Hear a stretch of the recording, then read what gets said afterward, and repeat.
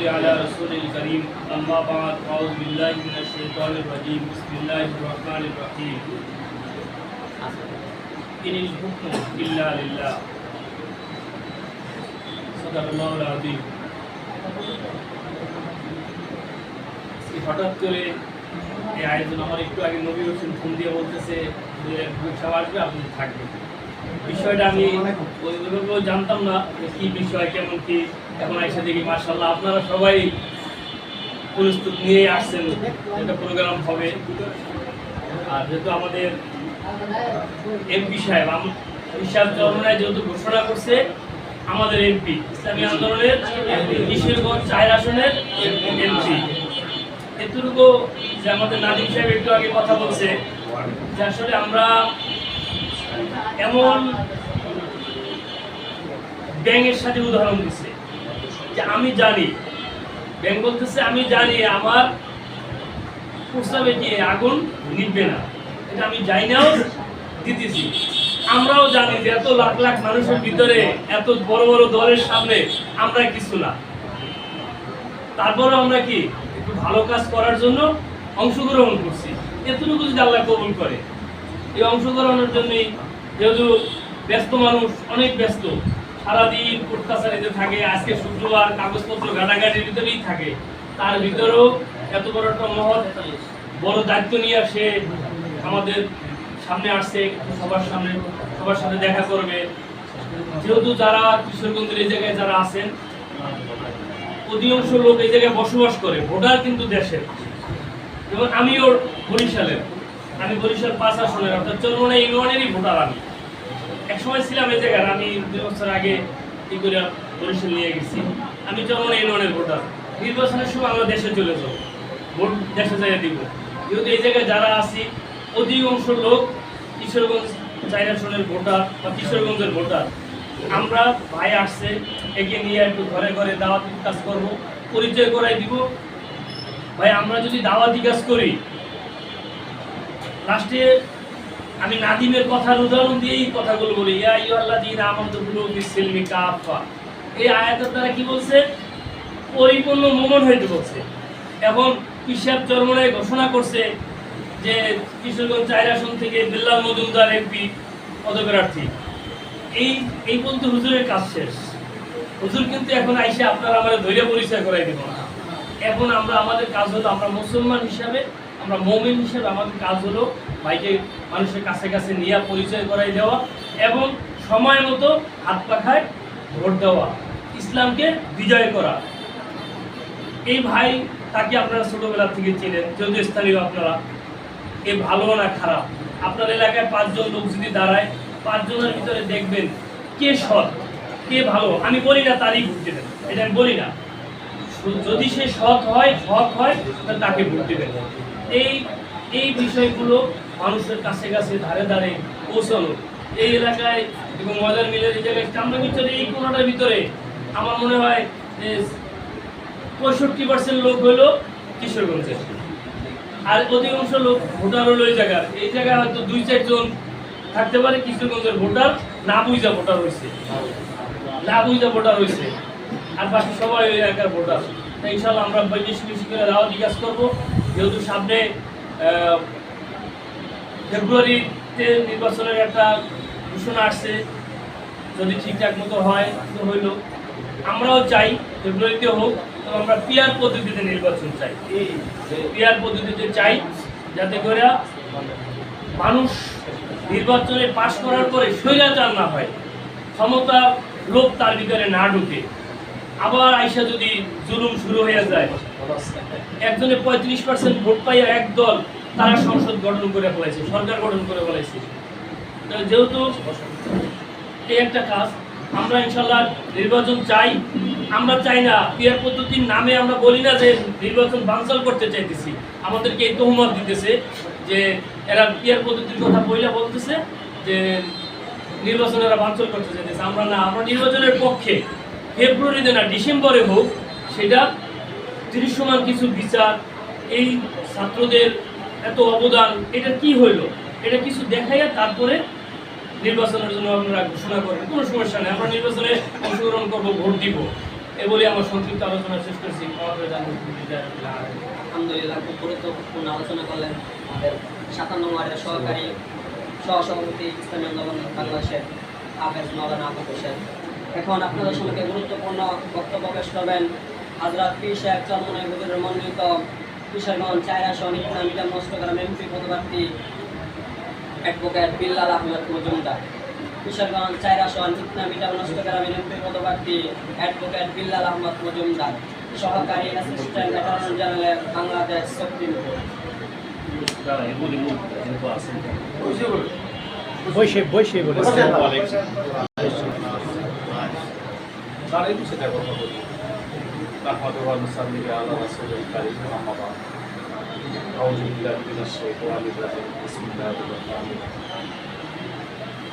কিশোরগঞ্জ সংসদীয় আসন চাই পিঠামন কষ্টগ্রামী আমার প্রাণপ্রিয় হাওড় অঞ্চল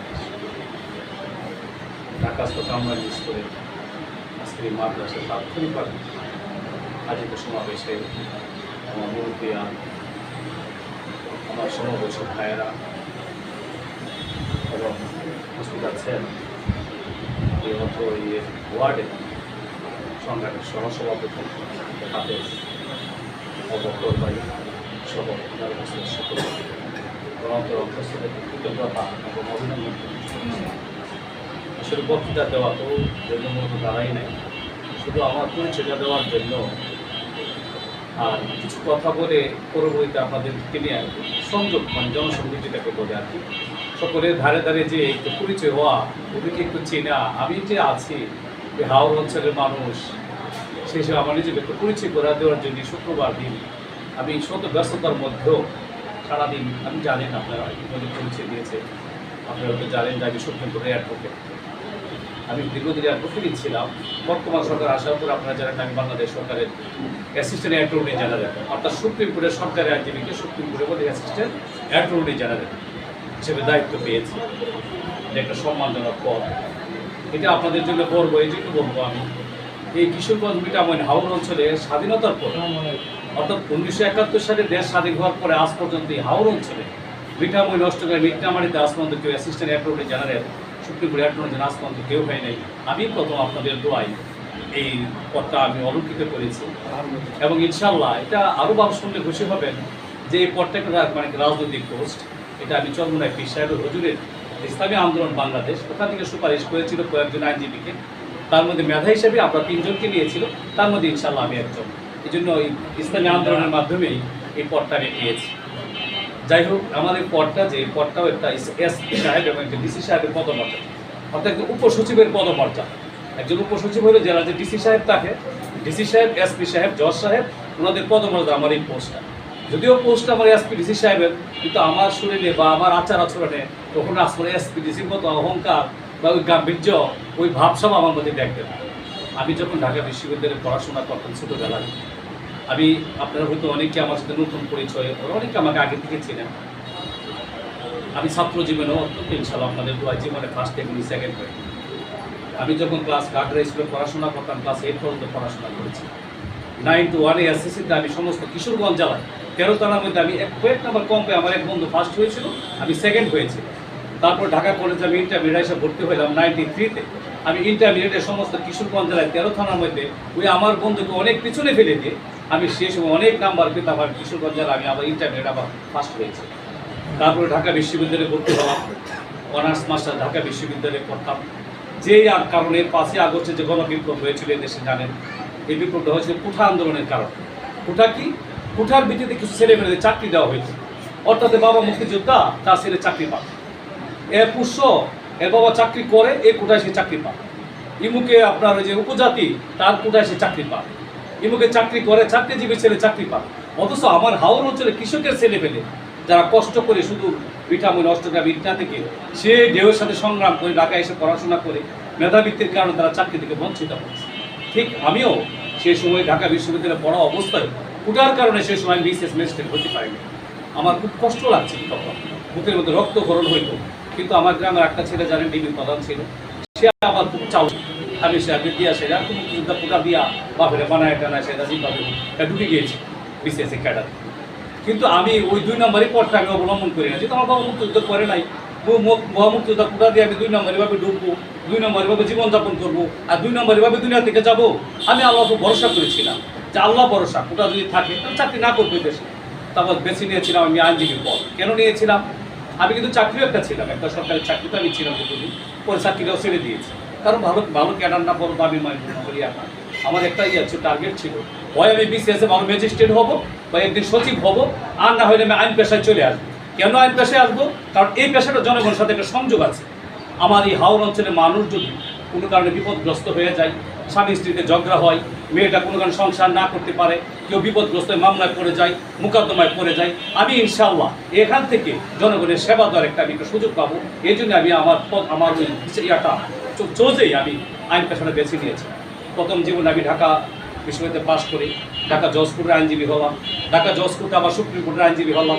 আল্লাহ বয় আপনাদের দোয়া এখন আমি বাংলাদেশ সুপ্রিম কোর্টের অ্যাসিস্ট্যান্ট অ্যাটর্নি জেনারেল। সম্মান আমাকে আল্লাহ দিয়েছে, একটু ঘুরায় পেঁচায় অনেক পরে দিয়েছে, কিন্তু লিগেল ওয়েতে আমি পেয়েছি। এই জন্য মহান আল্লাহ তাআলার কাছে আমি শুকরিয়া জ্ঞাপন করি যে মহান আল্লাহ তাআলা আমাকে একটা পদ দিয়েছেন, একটা সম্মান দিয়েছেন। এই সম্মানটা আজীবনের জন্য। তারপরে একটা কথা না বললেই নয়, আজকে যদি আমাকে হাওড় অঞ্চল নির্বাচনের জন্য যেতে হয়, আমার জানা মতো মনে হয় এই পদটুকু আমাকে ছেড়েই যেতে হবে। আমি সেটাও সিদ্ধান্ত নিয়েছি, যদি ওই হাওড় অঞ্চলের উন্নয়নের জন্য ওই নিবিড় প্রদীপ হাওড় অঞ্চল, আমি সেদিন সাক্ষাৎকারে ইকনাইট মিটিং ছিল, ওই মিটিংয়ে বলেছিলাম যে এখানে ইসলামের মাটি, এই ইকনামিটা মানে অষ্টগ্রামে ইসলামের মাটি, এই অঞ্চলের মাটি ইসলামের জন্য খুবই উর্বর, কিন্তু এখানে সঠিকভাবে আবাদ না হওয়ার কারণে বহু আগাছা এখানে জন্মাই নিয়েছে। দীর্ঘদিন যাবে ইসলামের আবাদ নাই, এখানে অনেক আবাদ না হওয়ার কারণে বহু আগাছা জন্ম নিয়ে এখানে ইসলাম বিরোধী কিছু কার্যকলাপ হওয়ার কারণে এদেশের মানুষগুলো প্রাণ করে ইসলামের প্রতি প্রাণ করে অসত্য, এখানে ইসলামের প্রদীপ নিভু অবস্থায় আছে। আমি বেছে নিয়েছিলাম যে আমি যদি ওই ইনশাআল্লাহ আমার এই চাকরি ছেড়ে যদি হাওড় অঞ্চল নিবু প্রদীপ এলাকায় যদি ইসলামের প্রদীপ জ্বালানোর জন্য আমাকে চাকরি ছেড়ে চলে যেতে হয়, আমি ওই অঞ্চলের মানুষগুলোকে দিনের পথে দাওয়াতের জন্য, কোরআনের আলোকে আলোকিত করার জন্য, ওই ইসলামের পথে শুধু পথে আলোকিত করার জন্য যদি আমাকে ওই পাশে দাঁড়াইতে হয়, আমি তাও ইনশাআল্লাহ সিদ্ধান্ত নিয়েছি আমি চাকরি ছেড়ে হলে ইনশাআল্লাহ আপনাদের পাশে দাঁড়াবো। আমি শুধু কি কথাই বলতে চাই, সংক্ষিপ্ত বক্তৃতা আমার কাছ থেকে ইনশাআল্লাহ জীবনে অনেক শুনতে পাবেন। এটা কোনো বক্তৃতার মঞ্চ নয়, বক্তৃতা যার কোনো পরিবেশও নেই। বক্তৃতা ইনশাআল্লাহ অনেক কথা আপনারা শুনতে পারবেন। শুধু 2-4টি কথাই বলবো। প্রিয় ভাইরা, পৃথিবীতে আসছি আমরা সন্তুষ্ট, আমরা ক্ষণিকের জন্য। আমরা যদি পিছনে ফিরে তাকাই, দেখবেন আমাদের পূর্বসূরি যারা ছিল, কত বাবারা ছিল, দাদারা ছিল, বাবার কাকারা ছিল, চাচারা ছিল, সবাই আমাদের চোখের সামনে পৃথিবী ছেড়ে চলে গিয়েছে। আমরা পৃথিবীতে আছি, একদিন আমরাও চলে যাব। যেদিন আমরা পৃথিবী ছেড়ে চলে যাব, সেদিন পৃথিবীতে আমাদের আর কিছুই থাকবে না। পরকালের সম্বল বলতে কিছুই আমাদের আর থাকবে না। সব কিছু দুনিয়ার জন্য আমাদের সব কিছু ছেড়ে চলে যাবে। আমাদের সম্বল থাকবে একমাত্র আমাদের আমল, আমাদের আখলাক। আমরা আল্লাহর জন্য যে ইবাদত বন্দেগী করে আমরা যে আমলটুকু করে যাব, যে পুণ্যটুকু অর্জন করে যাব, সেটুকু আমাদের সহায় সম্বল হবে পরকালে। আর আমাদের বলতে কিছুই থাকবে না। কিন্তু কিছু কিছু জিনিস থাকবে, মৃত্যুর পরে কিছু জিনিস থাকবে।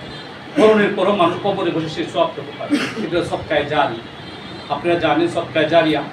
হাসরের ময়দানে যখন জিজ্ঞাসা করা হবে, আল্লাহ তাআলার কাছে প্রশ্ন করবে, হে আল্লাহ, আমি তো ঠিক মতো আমল করি নাই, আজকে আপনি আমার জান্নাত দিয়ে দিলেন, জান্নাত দিয়ে দিলেন, আমি সেই মতো আমল করতে পারি না, আমার কি বলে আপনি দিলেন, আমি তো বুঝে উঠতে পারতেছি। আল্লাহ তাআলা বলবে, তুমি সন্তান দুনিয়াতে নেক সন্তান রেখে আসছো, এমন নেক সন্তান রেখে আসছো যে সন্তানগুলো প্রতি 5 ওয়াক্ত নামাজ পড়ে তোমার জন্য রাব্বির হামহুমা কামা রাব্বায়ানি সগীরা ডেইলি 5 বার পড়তেছে, তোমার জন্য দান দক্ষিণা করতেছে, তোমার জন্য নামাজ পড়ে আল্লাহর কাছে আমার কাছে ক্রন্দন করতেছে, ওই আমল নামাটুকু তোমার আমলের মধ্যে লেখা হয়ে যাচ্ছে। এটা হলো সদকায়ে জারিয়া। নেক সন্তান পৃথিবীতে রেখে যাওয়া হলো নেক সদকায়ে জারিয়া।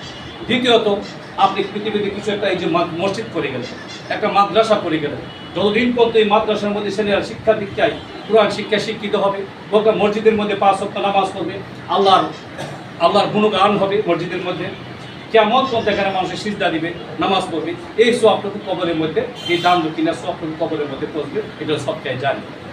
তৃতীয়ত, আপনি মানুষের মধ্যে এমন কিছু এলেম দিয়ে গেলেন, যে এলেমের কারণে একটা পথভ্রষ্ট মানুষ, একটা দিক খারাপ বেদিক মানুষ, একটা আপনার গাঁজাহুর মানুষ, একজন চোর ডাকাতি বলেন, ঝুঁকলে যদি আপনার পরামর্শের কারণে আপনার দেখানো পথ পথে যদি ওই লোকটা যদি সঠিক পথে আলো দেশা পায়, অন্ধকার থেকে আলোর পথে ফিরে আসতে পারে, যদি আপনাকে আলোর পথ দেখাইতে পারেন, ওই লোকটা পৃথিবীতে যতদিন বেঁচে থাকবে, যতদিন ওই আমল করবে এবং সে যতগুলো মানুষকে এই পদে সুপথে নিয়ে আসবে, যতগুলো আমল হবে, ওই লোকটা যে লোকটা সঠিক পথ দেখাই দিয়ে গেছে, যে লোকটা তাকে সঠিক জ্ঞানে আলো দেখাই দিয়ে গেছে, তার কবরের মধ্যে কেমন পর্যন্ত এই সব প্রস্তাব সবটাই জানি।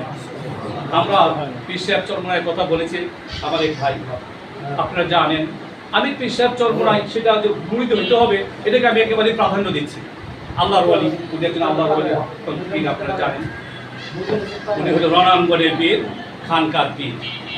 উনি দেখবেন পৃথিবীতে, উনি একদিন মোদির এক বয়ানের মধ্যে বলেছেন উনি পৃথিবীর কত কিছু, কত লোক আপনার 14 সালে নির্বাচন গিয়েছে। 14 সালে নির্বাচনে শেখ হাসিনা বলেছিল যে আপনাকে আমরা 20টা 15টা আসন দিব, আপনি আমাদের দলে আসেন, নির্বাচনটা করেন, আমার নির্বাচনের বৈধতা দেন। তো দেখেন আমি ওই দুনিয়া উঠে পড়িয়া 5টা 10টা 15টা এমপি হওয়ার জন্য আমি নির্বাচন করি না, আমি রাজনীতি করি না। আমি রাজনীতি করি একমাত্র মহান আল্লাহ তাআলাকে সন্তুষ্টির জন্য। আমার রাজনীতি হল ইবাদত হিসাবে, ইবাদতের জন্য আমি রাজনীতি করি। আমার রাজনীতি একটা ইবাদত, যতটা সময় আল্লাহর রাস্তায় দিচ্ছি প্রত্যেকটা সময় আল্লাহ রাস্তায় ইবাদত হিসেবে গণ্য হচ্ছে। সুতরাং আমাকে আপনি এমপি দিয়ে, মন্ত্রী দিয়া আমাকে কিনতে পারবেন না। আপনি লীগের দাবি, জনগণের দাবি, গণতন্ত্রের জন্য আপনার তত্ত্বাবধায়ক সরকার, নিরপেক্ষ সরকার নির্বাচন দেন, জনগণ যাকে ভোট দেয় সেই পাশ করে আসা আমার কোনো আপত্তি নেই, এই এমপি আমার প্রয়োজন নেই। চরমনায় পীর সাহেব কিন্তু সেদিন 14 সালে নির্বাচনে আসে নাই। 2018 সালে ওনাকে 30টা সিট দেওয়া হইল, ওরা আপনাকে 30টা সিট দেবে, আপনি আসেন নির্বাচন করেন। শেষ পর্যন্ত যখন সবাই নির্বাচনে গেল, শেখ হাসিনা সবাইকে পরামর্শ দিল যে আমি শেখের মেয়ে, আপনি আমাকে বিশ্বাস করেন, আমার উপর আস্থা রাখেন, আপনি নির্বাচনে আসেন, সুষ্ঠু নির্বাচন হবে। উনি সেদিন সবাইকে আশ্বস্ত করে, মিথ্যা আশ্বস্ত করে নির্বাচনে নিয়েছিলেন। বিএনপি সহ, ডক্টর কামাল হোসেন গণফোরাম সহ সবাই নির্বাচনে গিয়েছিল, আমরা সেদিন নির্বাচনে গিয়েছিলাম, তারপর আমরা নির্বাচন প্রত্যাহার করেছি। 2024 সালে নির্বাচনে আমাদের চরমনা হুজুরকে আওয়ামী লীগ বলেছিল যে আপনি আসেন, নির্বাচনে আসেন, আপনাকে আমরা বিরোধী দল বানাবেন। কারণ ইসলামী আন্দোলনটি এমন একটি শক্তিশালী দল, জাতীয় পার্টি হচ্ছে অনেক অনেক শক্তিশালী, জাতীয় পার্টিকে আমরা বিরোধী দল বানাচ্ছি, কিন্তু আপনারা অনেক শক্তিশালী একটা দল, আপনাকে বিরোধী দল বানাবো, আপনি নির্বাচনে আসেন, আমাদের একবার নির্বাচন করেন। তো এই রূপ দেখে আমাকে লাভ নেই। আমি দুনিয়া এমপি মন্ত্রী বলতে পারেন যে আমি এমপি হয় নাই, মন্ত্রী হয় নাই, যেমন একটা মন্ত্রী হয় নাই, একটা এমপি হয় নাই। আরে আপনি বলবেন কি, আপনি বলছেন এমপি হয় নাই, সে এমপি হওয়ার জন্য তো আমি রাজনীতি করি না। আমাকে লোক দেখাই লাভ নেই, আপনি তত্ত্বাবধায়ক সরকার মানেন। সেই 24 সালের নির্বাচনে কিন্তু চরমনায় পীর সাহেব কিন্তু যায় না। দেখেন কেমন একটা দল, সুশৃঙ্খল দল, কত নীতিবান, কত আদর্শমান একটা দল, যে দল দুনিয়ার কোনো রূপ নেই, এমপি মন্ত্রী হওয়ার রূপ নেই, শুধুমাত্র আল্লাহ তাআলা ইবাদতের জন্য দলটা করে, সেই দলের একজন কান্ডারি হয়ে আমি আপনাদেরকে আহ্বান করি। আমি ছাত্র জীবনের জন্য ঢাকা বিশ্ববিদ্যালয়ে পড়াশোনা করে আসছি। ঢাকা বিশ্ববিদ্যালয় দেশের সেরা বিশ্ববিদ্যালয়, এই দেশের সেরা মেধাবী ছাত্রগুলা ঢাকা বিশ্ববিদ্যালয়ে পড়াশোনা করে এবং এখান থেকে যারা পড়াশোনা করে দেশের সর্বোচ্চ ডিগ্রি দিয়ে পড়াশোনা করে। আমি একসময় কিছু আওয়ামী লীগ ছিলাম, একসময় কিছু